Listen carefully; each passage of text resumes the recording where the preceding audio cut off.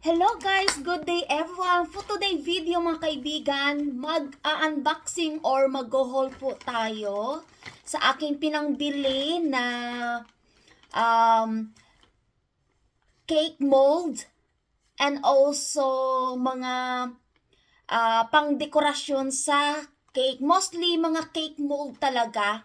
Topper yung pinangbili ko. It's already been a month na siya. Kasi yung during cake show doon sa city, noong November 1st and 3rd. So, ngayon ko lang po nahuhol ito. Before tayo mag-start, nais ko lang pong pasalamatan po yung ating mga team bakbakan and also sa mga bagong kaibigan. Thank you so much po kila Ate Roxy, Jasmine, Annalyn TLs, Vilma Landicho, Lina Bilog Vlog, Karin Bagapuro, Reliza Vlog. Thank you so much po sa mga BG nyo. Vision Official 2, thank you so much. Ayan, mega shoutout po sa inyo. And also, Chair Mami Ams TV, Maria Variety Vlog.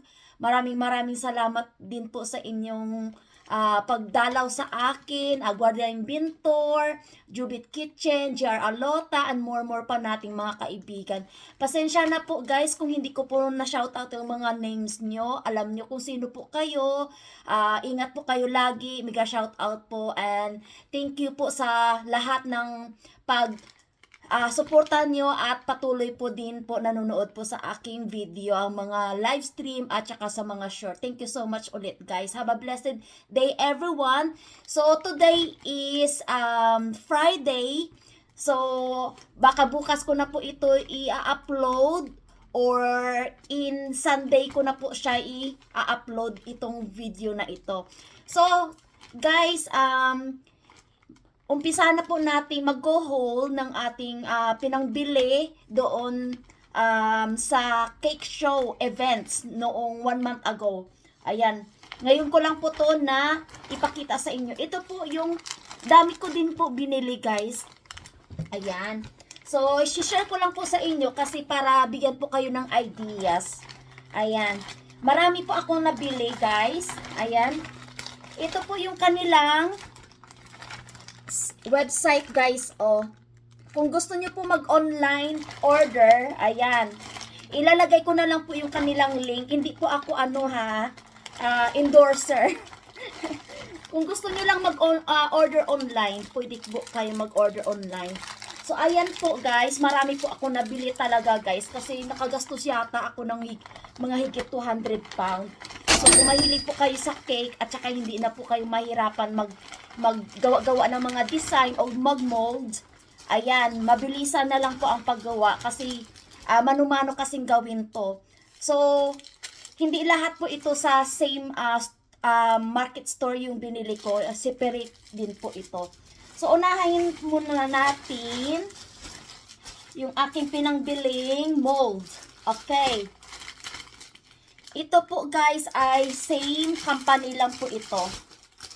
Same company po to siya. Ito po yung kanilang site. Hindi nyo siya masyadong makikita guys, pero ilagay ko na lang sa description po guys.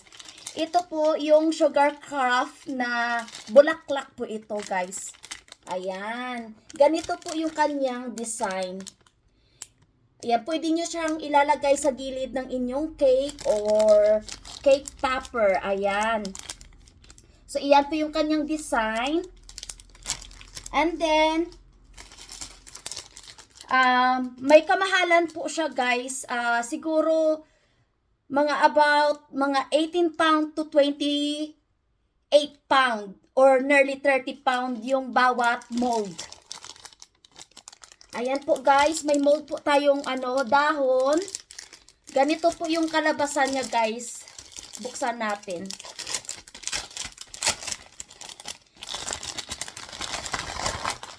Ayan.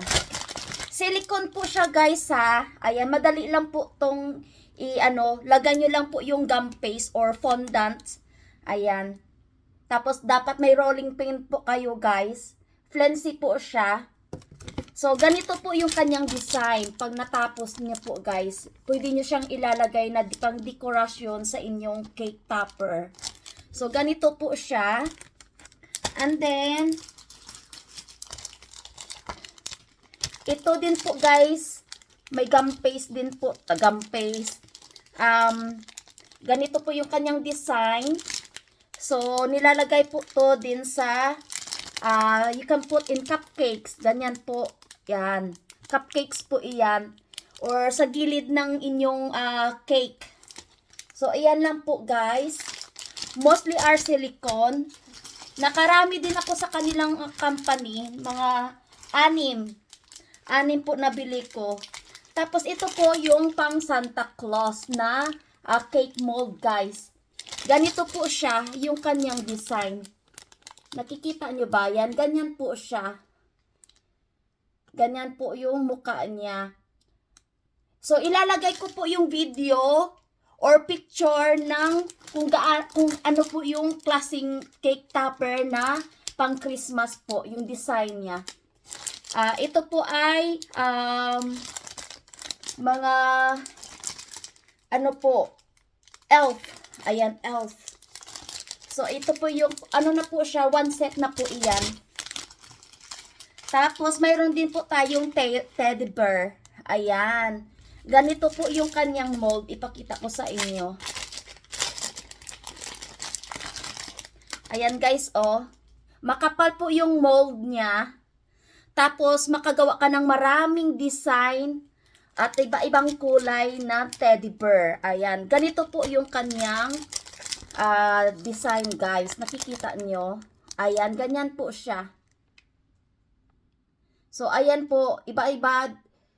Pwede kayo maggamit ng different gum paste. Ayan. You need to be creativity. So, madali lang pag gumawa ka ng cake topper nito, guys. Tapos, mayroon din po akong mga dahon-dahon dito. Ayan. Or, dahon at saka roses yata to, guys. Ayan. Pero dahon lang yung kinuha ko, guys, kasi mayroon naman akong flowers dyan. Ganito po yung kanyang gum paste. Mold, I mean. Yung mold niya, ganito po, guys.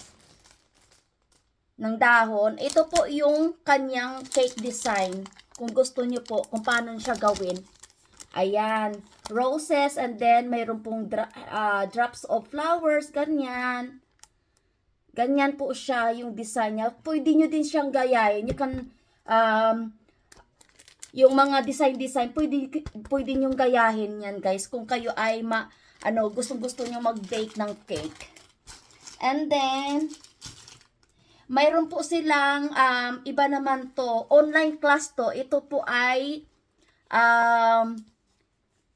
pwede ka mag-aral online class. Mas prefer ko, guys, na aral ng cake design o magbe-bake. Actual talaga siya, guys. Pinapakita talaga para ma-pay attention ka talaga at matutunan mong madali. You learn a lot. At saka mabilis lang, ay, ganyan palang gawin, ganyan, no? Diba? Kaysa online, kasi hindi ko magets masyado yung instruction talaga masyado. Mas gusto ko yung practical class talaga siya. Na mano-mano ba yung tinuturo, guys. Ayan. May mga online class po sila. You got 20% off. May mga link naman sila. Pero ibang store to. Ibang market store to. And then, mayroon din po akong nabiling mga maliliit na mold din. Mura lang siya. 4 pound lang siya. Yung gagawa ka po ng cake na pang seaside, yung mga pang beach design. Ayan, mga seashells. Ayan, 4 pound lang po siya. At saka ito, kung gusto mo gumawa ng may mga starfish, mermaids, tail, tapos may mga yung mga tropical leaves na maliliit at malalaki. Ayan. Mura lang to. Kaso lang nauna na akong pumunta dito sa Karen Davis brand before ko to nakita. So, ayan lang. Binili ko sa kanila. Ayan. Maliliit na cake topper na or pang sa gilid po guys. Ayan. Ipakita ko sa inyo guys kung paano gagawin one day pag may time po tayo. Ayan. I-haul ko lang muna mga kaibigan. At saka bumili din po ako ng gum paste guys. Dito sa Immaculate Confections. Ayan. Sa kanilang may ano pa nga may 20% off class kung online po kayo. May ano po din siya, may link. Ayan. Pwede din po kayo maka-order ng kanilang mga products. Tapos, yung binili ko sa kanila guys, dito, ito po yung tinatawag naming flour gum paste. Ayan, bumili ako sa kanila. Ayan, nakikita niyo mga flour na yan. Ayan po guys. Ito yung may-ari nito from Australia. At saka yung expiration date niya pa naman guys on 14/05/2026. Ayan. Ayan po siya. So pwede natin ito magamit ng matagal. Ayan, gum paste para talaga to sa sa flour. Ayan, pakita ko sa inyo guys kung paano gagawa one day. And then, sa kanila ko din po binili to guys, yung kanilang mga duster powder. Ayan po, binabrush po to sa mga petals, sa mga bulaklak, kung gagawa po kayo ng mga gum paste flowers. Ayan po guys. Mahal to, yung binili ko. Ayan guys. Mayroon po siyang parang sa violet pink. Ayan, violet pink crack petal dust. Ayan. 10 ml lang po siya. Tapos mayroong violet. Ayan. Tapos mayroon po siyang leaf green. Ayan. Edible po to yung kanyang duster dust, guys. And then mayroon po tayong soft pink. Ayan, soft pink, guys. Soft pink. Tapos, mayroon ding deep green. Sa mga dahon naman to guys. Tapos, mayroon ding forest green. Ayan. Ganyan po siya guys. Mga petals po to. Ayan. 6 po yung binili ko. Tapos, sa dahon to at saka ito po sa mga petals. Ayan. Sa mga bulaklak guys. Ayan. And then, bumili din po ako guys ng ito. Ito guys. Ganito po siya guys. Nakalimutan ko para sa ano to guys. Tapos may mga ano po ako, may binili din po ako para to sa bulaklak guys, sa petals. Ayan. Ayan. Pag you trying to smash yung petals. Ayan. Ayan. Tapos may mga brush naman siya. Ibang store naman to. Magkasama po to sila. Ayan. Tapos, ibang store din to guys. Yung mga brush, itong gagamitin natin pag nagkukulay po kayo ng petals at saka dahon ng ating mga gum paste flowers. Ayan. 10 pound, iba-ibang ano na po siya. Iba-ibang brush na po ito. So, ayan lang po guys, ang share ko sa inyo. Ayan, kung gusto nyo pong bumili po guys, ilagay ko lang po yung kanilang mga link. And you can order online. Ayan.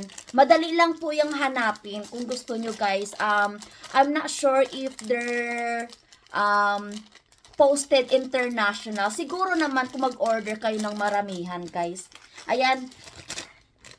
Order na po kayo, guys, kung gusto nyo, guys. Kasi if you love baking cakes and design and decor, sigurado naman talaga na mayroon naman talaga sa Pilipinas. Marami kang makabili dyan sa Pilipinas na mura sa Shopee o Lazada siguro.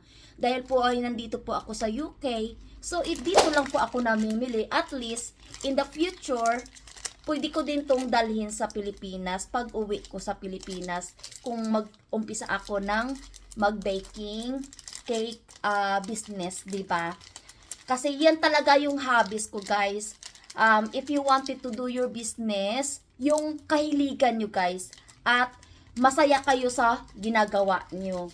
So, kasi ako, guys, since nag-work ako, kaya hindi ako nagagawa-gawa masyado ng ganitong pagbe-bake or gumagawa ng mga cake topper dahil po I'm so busy at work. Hindi ko na talaga maagapan yung oras ko, guys, na maglaan dito sa ganitong trabaho. Siguro kung wala akong trabaho, ito po, magagawa ko yan. So, yan lang po, guys. Hope na gustuhan niyo po yung aking video for today na pag-haul po sa aking pinangbiling cake mold and also duster dust. Mga kagamitan po sa pagbe-bake ng cake and gawa ng mga fondant. Ay, may mga ano naman po ako, may mga cake tray naman ako. I don't need to show to you guys kasi naiwan na doon sa bahay ni Britonis.